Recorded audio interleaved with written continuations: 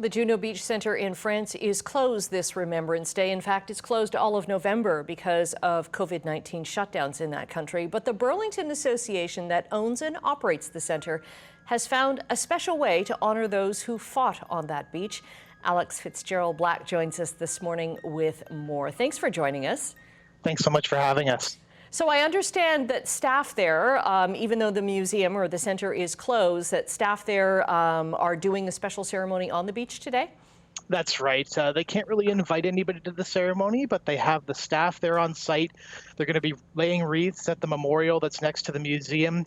And they're going to be taking the time to walk about 1,500 meters of the beach in solidarity with one of our veterans here in Canada, Jim Parks, who is walking 1,500 meters to raise money for the Juno Beach Centre.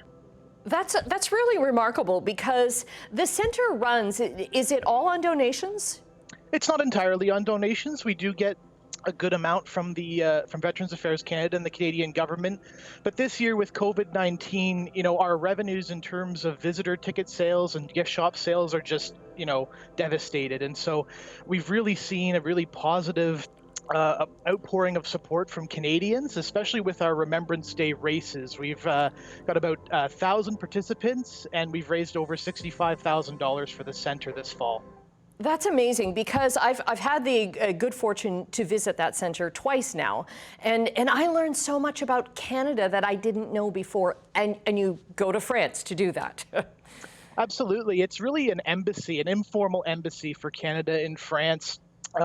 Over the summer, the museum was open, and we did have a lot of visitors from the Low Countries, from the Netherlands, from Belgium, Luxembourg, and of course France as well. So we're not getting the Canadian visitors this year unless they happen to live in Europe, but we are getting some other visitors who are coming there to learn more about Canada and Canada's role in the Second World War.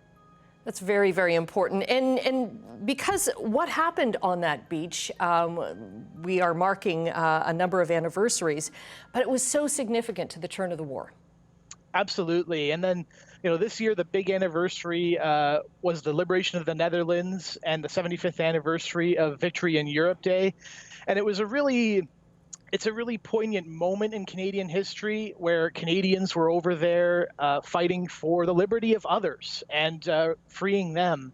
And it was very disappointing this year that so many of our veterans that we talked to were so excited to go back once again and visit the people they liberated, and they weren't able to do so this year. And we're really hoping this pandemic gets over soon and that they can actually go back and visit, probably not in 2021, but in future years. Right, right. But you can still, people of anyone can still help out here because you have a Remembrance Day race that's going on.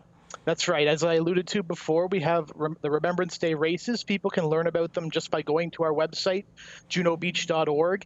And the idea was to get people engaged in walking or running kind of in support of the Juno Beach Centre, but also in memory of those who served during the Second World War or during Canada's other conflicts. So some of the images you're seeing on the screen were a member of the staff and a number of other local French people who actually walked and ran the 21.1, the half marathon in Normandy. They went from Juno Beach inland and followed the route of the Canadian Army during the first days of the Battle of Normandy. Okay.